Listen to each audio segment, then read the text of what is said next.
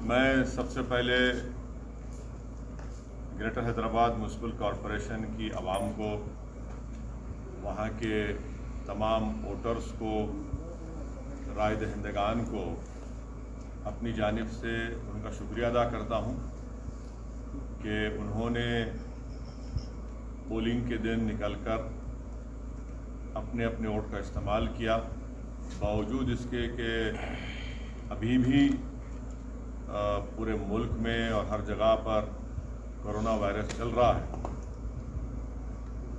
और अगर polling percentage में और इजाफा होता तो और भी अच्छा होता, मगर जिन्होंने निकला अपने वोट का इस्तेमाल किया, मैं इनको मुबारकबाद देता हूं।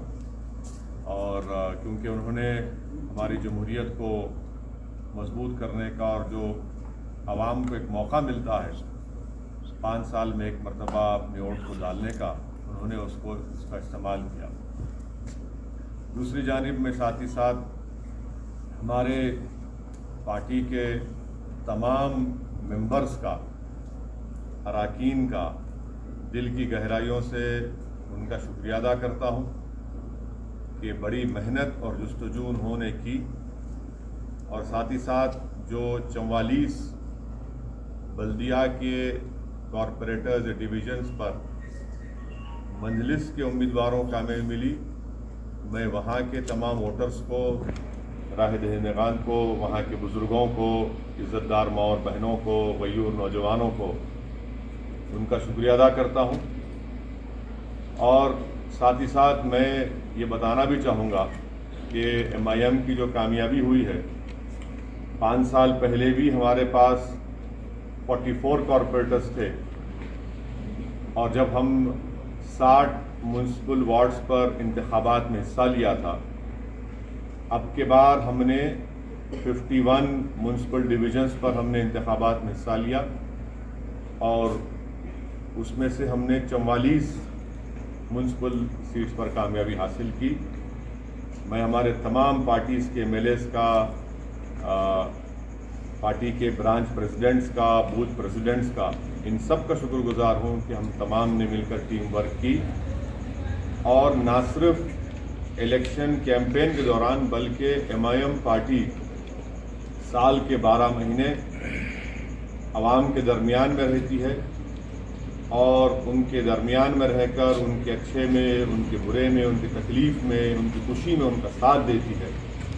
इसीलिए कि हमारा ये कांस्टेंट आवाम के दरमियान में रहना, उनसे मुलाकात करना, आवाम को दस्तयाब रहना, या जिसको अंग्रेज़ी में कहते हैं एक्सेसिबल रहना, वो भी हमारी कामयाबी में एक बहुत बड़ा रोल अदा किया। साथ ही साथ जब 3 महीने लॉकडाउन था, उस दरमियान में MIM पार्टी की तरफ से लॉकडाउन में गरीब आवाम की खिदमत करना, उनमें तमाम रेशन किट्स को उनमें जाकर उनको पहुंचाना घर तक, पेशेंट्स जो बीमार पड़ रहे थे उनके लिए अस्पताल में इंतज़ाम करना, और फिर जो हैदराबाद में 100 साल के बाद इतनी ज़्यादा बारिश आई, उस 2-3 दिन के अंदर जो MIM के तमाम जिम्मेदारान ने मेहनत की, और बाद में हमने उनको जो रिलीफ पहुंचाया, यकीनन वो भी इसमें बहुत बड़ा रोल अदा किया। बहरहाल मैं तमाम अपने पार्टी के जिम्मेदारों का, और ये हमारी कामयाबी पूरी में हमारे पार्टी के मेंबर्स को क्रेडिट जाता है, और उन तमाम वार्ड्स के वोटर्स को क्रेडिट जाता है। MIM पार्टी ने 51 म्यूनसिपल सीट्स पर कंटेस्ट किया, और आप जानते हैं कि हैदराबाद पार्लियामेंट कॉन्स्टिट्यूंसी में हमने 44 डिवीजन्स में से 34 पर कंटेस्ट किया, और 33 म्यूनसिपल वार्ड्स पर हमको कामयाबी मिली। मैं फिर से कह रहा हूँ, हैदराबाद पार्लियामेंट्री सेगमेंट में 44 म्यूनसिपल डिवीजन्स हैं, जिसमें से MIM ने 34 पर कंटेस्ट किया, और 33 पर हमने कामयाबी हासिल की। ये 5 साल पहले भी ऐसा ही था। दूसरा, सिकंदराबाद में हमने 12 सिकंदराबाद पार्लियामेंट कॉन्स्टिट्यूंसी में 12 म्यूनसिपल वार्ड्स में कंटेस्ट किया, और 9 म्यूनसिपल डिवीजन्स पर, 9 म्यूनसिपल डिवीजन्स पर अल्हम्दुलिल्लाह हमको कामयाबी मिली। वैसे ही हमने 3 municipal ward Malkajgiri parliament segment में हमने इंतखाबात में हिस्सा लिया, हमको कामयाबी नहीं मिली। 2 म्यूनसिपल डिवीजन हमने चिवल्ला पार्लियामेंट कॉन्स्टिट्यूंसी में हमने लड़ा और दोनों पर हमको कामयाबी मिली।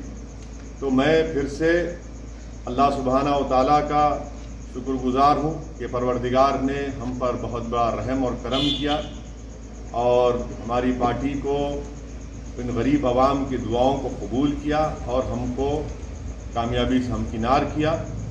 हमारे जो 44 सीट थे अल्हम्दुलिल्लाह हमने उसको रिटेन किया और जो 7 म्यूनसिपल वार्ड्स पर हमको कामयाबी नहीं मिली उसके ताल्लुक से हम लोग बैठेंगे, बात करेंगे। मगर मैंने हमारे तमाम जीतने वाले जितने भी नए मुंतखब शुदा या न्यू कॉरपोरेटर्स हैं उन सब से मैंने बातचीत की है और उनसे मैंने कहा कि भाई साहब कल से आप लोग तमाम अपने काम का आगाज़ शुरू कर दीजिए। हमने जो आवाम से वादे किए थे उसको पूरा करने का कल से वक्त शुरू होता है। और साथ ही साथ मैं बताना ज़रूरी समझता हूँ आप तमाम को कि पुराना पुल डिवीज़न से राजमोहन चौथी मरतबा MIM पार्टी के म्यूनसिपल कॉरपोरेटर के तौर पर जीते हैं। कारवान से हमने स्वामी यादव को टिकट दिया था राजेंद्र यादव साहब की जगह पर, उनको कामयाबी मिली। तो ये हमारी परफॉर्मेंस था जिसको मैं समझता हूँ कि मैं इससे मुतमईन हूँ। और हमारा जो अगर आप बोलेंगे कि स्ट्राइक रेट है 51 म्यूनसिपल वार्ड्स में, ये हमारा मैं समझता हूँ कि सबसे बेहतरीन स्ट्राइक रेट रहा है। अब आपका जो बुनियादी सवाल होगा कि बीजेपी भी जीती, यकीनन बीजेपी जीती है और ये अवाम का फ़ैसला है और हमारी कोशिश ये होगी कि हम जमहूरी तरीक़े से बीजेपी से मुकाबला करेंगे और हमको पूरा यकीन है कि इनकी बढ़ते हुए कामयाबी के क़दम को इंशाअल्लाह ताला हैदराबाद की आवाम बल्कि पूरे तेलंगाना की आवाम इसको रोकेगी। और मुझे ये भी कहना पड़ेगा कि तेलंगाना में जब असेंबली के इंतखाबात होंगे आप देखेंगे कि इंशाअल्लाह ताला ये बीजेपी की जो कामयाबी है वक्तिया कामयाबी है, ये उस वक्त तक इतनी कामयाबियाँ इनको नहीं मिलेंगी। और मुझे अवाम का फ़ैसला है, हमारी क्या बोलना चाहिए, हमारी ख्वाहिश के बरक्स फ़ैसला आया बीजेपी के हद तक। मगर MIM पार्टी को तो मैं समझता हूँ कि हमने तमाम बड़ी मेहनत की और उसका नतीजा हमको अल्लाह सुब्हाना व तआला ने और हैदराबाद की आवाम ने हमको दिया। शुक्रिया।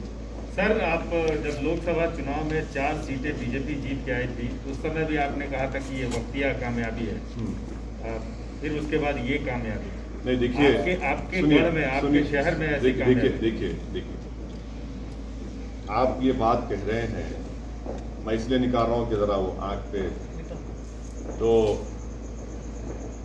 निज़ामाबाद में म्यूनसिपल इलेक्शन हुआ, बीजेपी का MP है वहाँ पे, कितनी सीटें MIM जीती? बीजेपी का MP निज़ामाबाद में, MIM ने कितनी सीट जीती? 16 सीट जीती हम। तो आपको बता रहा हूँ कि होगा ये, इलेक्शन का वर्डिक्ट है, म्यूनसिपल इलेक्शन है, थोड़ा ऊंच नीच होती है। और मुझे यकीन है कि मैं तो प्रिवी नहीं हूँ, ना मुझे इख्तियार है TRS पार्टी पर बोलने का, मगर मुझे यकीन है कि ये लोग देखेंगे क्या करना चाहिए, क्या सही करना चाहिए, कितना अच्छा करना चाहिए, उसको देखेंगे, मगर उनके पार्टी का मसला है। सर, अभी मेयर और डिप्टी मेयर के लिए ये बात आती है कि आप किसको सपोर्ट करेंगे, क्योंकि आपका सपोर्ट का प्रसाद साहब ज़रा थोड़ा खुशी का मौका है, आज तो एक रात छोड़ दो आप। लेकिन बहुत अहम बात है सर। हाँ बिल्कुल है, अरे हर चीज़ अहम है। इतनी बड़ी कामयाबी हमको जो मिली है वो यकीनन एक बहुत बड़ी कामयाबी हमको मिली है और हम फैसला करेंगे, बैठ के बात करेंगे। कल मैं हमारे पार्टी के तमाम जिम्मेदार हजरात से मैं उनसे बात करूँगा, उनसे मशवरा करूँगा, उनकी राय हासिल करूँगा, उसके बाद हम कोई फैसला करेंगे। यकीनन हमको फैसला करना है, हम करेंगे। सर योगी आदित्यनाथ ने ये कहा है कि भाग्यनगर का भाग्योदय अब शुरू हुआ है और JP नड्डा ने भी ये कहा है कि 2023 में बीजेपी की सरकार होगी, KCR की करप्ट सरकार को हम निकालेंगे। तो आप उस पर कैसे देखते हैं? अब जाहिर है ये तो इस तरह की बातें करेंगे ना भाई। जहां पर योगी आए थे क्या हुआ, टाइम हो गए। सर्जिकल स्ट्राइक बोले थे ओल्ड सिटी के ऊपर, अब डेमोक्रेटिक स्ट्राइक हो गया बीजेपी के ऊपर। ये तो डेटा आपके सामने है, एम्पिरिकल एविडेंस आपके सामने है। हम तो योगी आदित्यनाथ से यही कहेंगे कि आप तो मुंबई गए थे, ज़्यादा एक्टिंग मत करिए, हकीकत की दुनिया में आ जाइए और जो जुल्म वहाँ पर दलितों पर किया जा रहा है उसको ख़त्म करिए। जो क़वानीन आप कॉन्स्टिट्यूशन के ख़िलाफ़ बना रहे हैं वो रोकिए। और मुझे यकीन है कि केसीआर वो हमारे अपोजिट पार्टी के हैं, मगर एक बात मानना पड़ेगा, एक रीजनल फेस है और वो रीजनल फेस आज भी इम्पोर्टेंट है, कल भी इम्पोर्टेंट रहेगा। और थोड़ा सा अगर वो लोग जो भी उनके चीज़ें सही करना है कर लेंगे तो he still very important and I am sure कि केसीआर जो है वो बीजेपी के ऊपर बहुत बड़े भारी पड़ेंगे आने वाले वक्त। तो क्या आप उनको सपोर्ट करेंगे अगर मेयर की सीट चाहिए तो?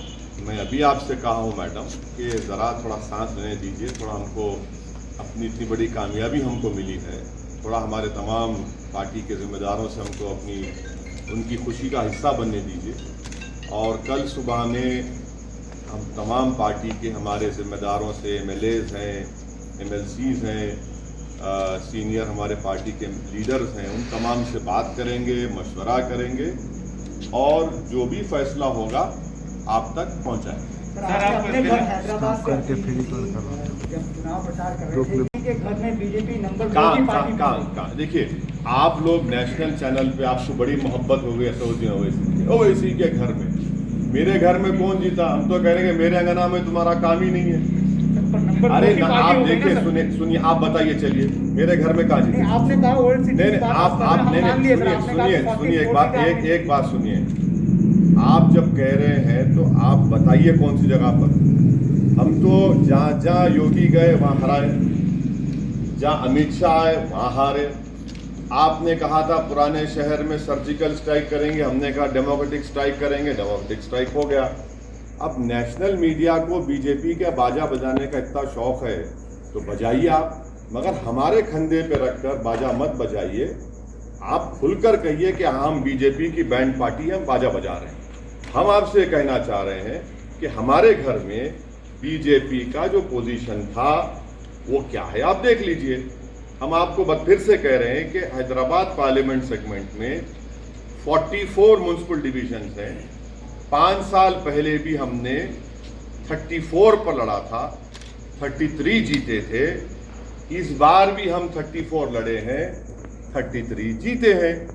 अब आप बताइए, आप लोग तमाम माशाल्लाह से आइंस्टाइन के करीबी दोस्त हैं, मैथमेटिक्स में आप लोग बहुत अच्छे हैं, हम तो वीक हैं, इसीलिए हम पॉलिटिक्स में। आप बता दीजिए कि ये नंबर सही है गलत है। सर आप हमेशा हैदराबाद और तेलंगाना की जो फैब्रिक है, गंगा जमुनी तहजीब है, उसकी वकालत के मद्देनज़र आप बीजेपी और फिरका परस्त ताकतों को रोकने की बात करते रहे हैं। उसी के मद्देनज़र आप केसीआर को भी सहयोग करते रहे हैं कई चुनाव में, मतलब लोकसभा और विधानसभा में। तो क्या इसमें तो नहीं था ना पहला सवाल? नहीं, इसमें नहीं था। तो क्या बीजेपी को रोकने के लिए जैसे आप वकालत करते हैं तो क्या आगे हाथ मिला सकते हैं? क्योंकि जो ये आंधी है, जैसा बीजेपी आप आंधी बोल, हाँ, बीजेपी जिस आसमान देखिए कितना साफ है, इतना अच्छा मौसम है, बीजेपी ना हवा। देखिए सुनिए, ये लफ्ज आंधी का क्या मतलब? नहीं, अरे भाई, अगर आंधी होती तो एमएलसी क्यों हार गए महाराष्ट्र में? महाराष्ट्र में हैदराबाद अरे भाई, आवाम का फैसला है, मगर जरा अल्फाज का इस्तेमाल जो है ना, जरा उसके ऊपर देख कर करिए। आंधी कहाँ आंधी है भाई? अरे भाई, तूफान आपके सामने बैठा हुआ है, आप कहाँ आंधी की बात कर रहे हैं? सर, अब 4 मीनार की तो बात हो गई, क्या आप कोलकाता के हावड़ा ब्रिज पर कूच करेंगे सर?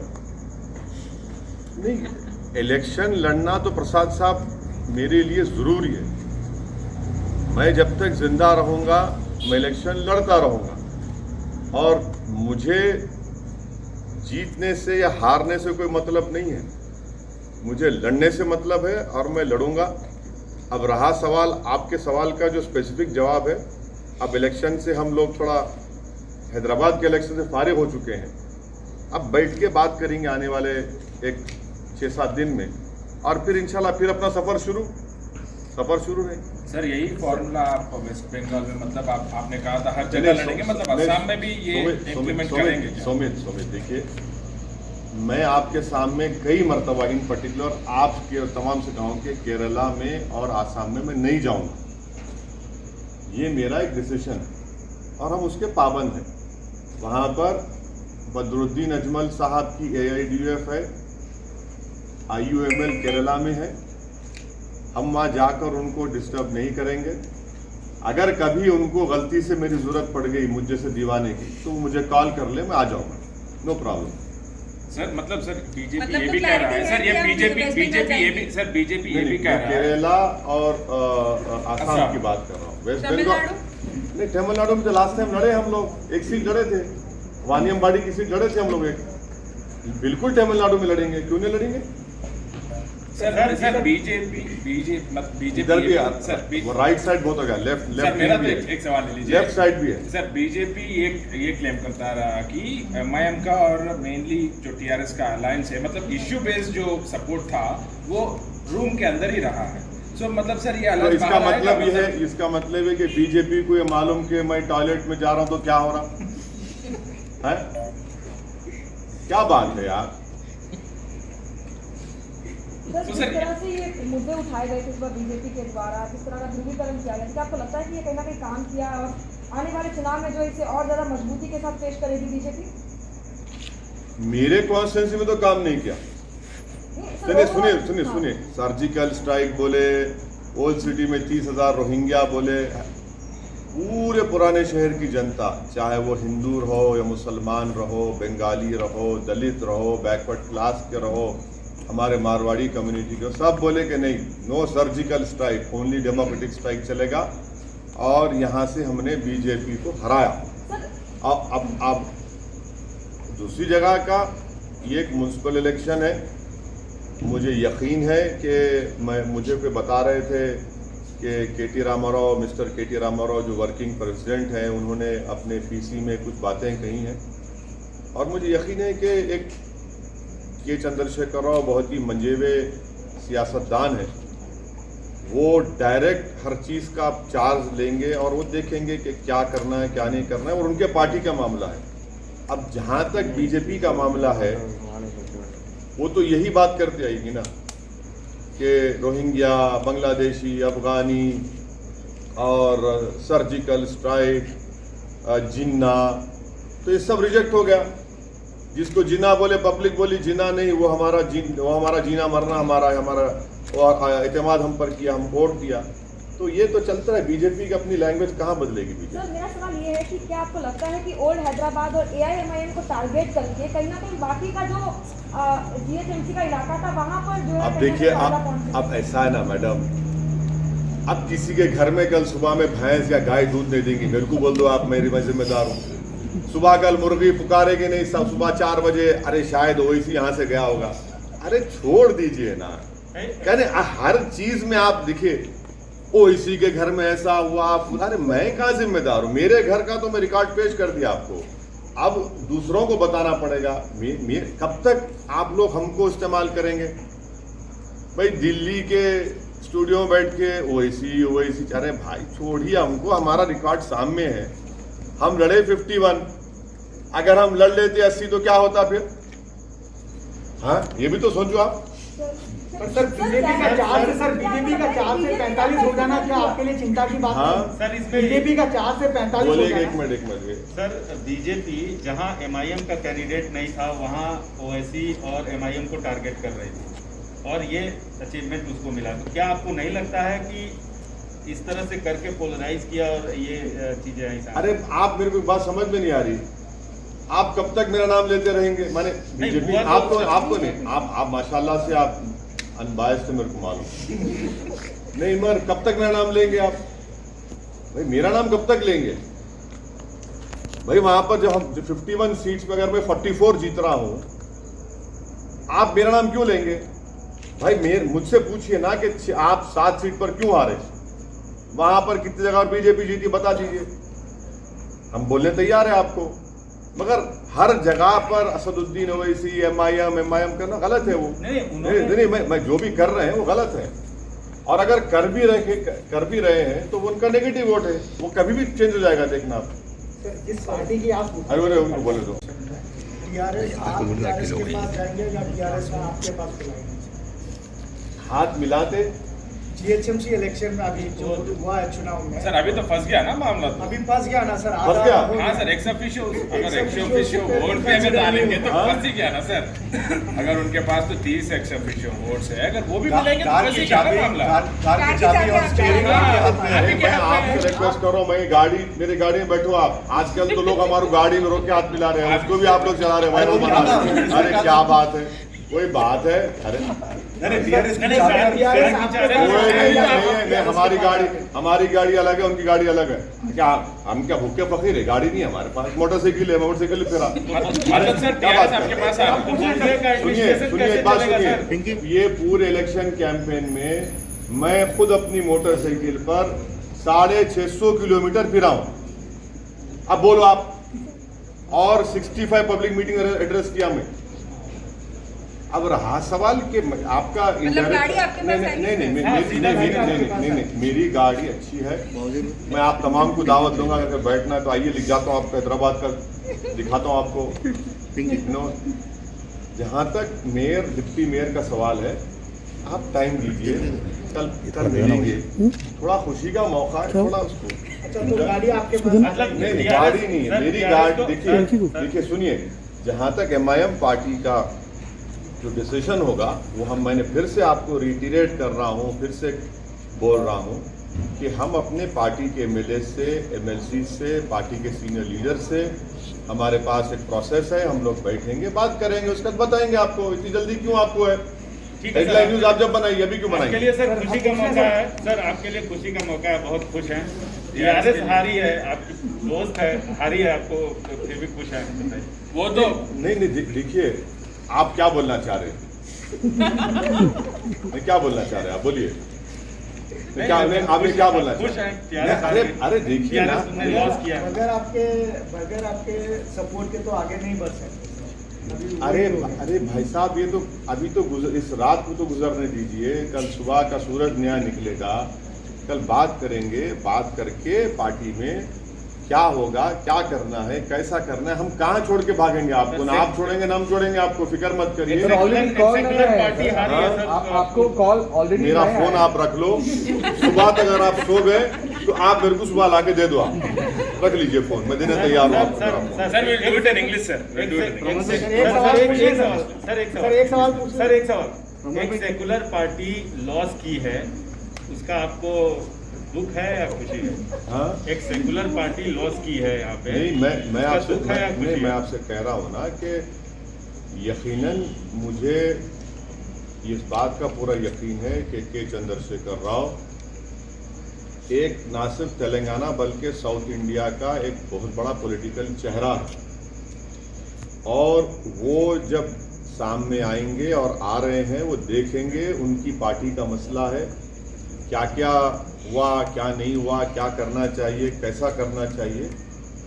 टीआरएस अभी भी तेलंगाना में रूलिंग पार्टी के साथ साथ एक फॉर्मिडेबल पॉलिटिकल पार्टी है, और एक तेलंगाना की जो रीजनल सेंटिमेंट है वो उसको रिप्रेजेंट करती है। उस बात को आपको समझना है।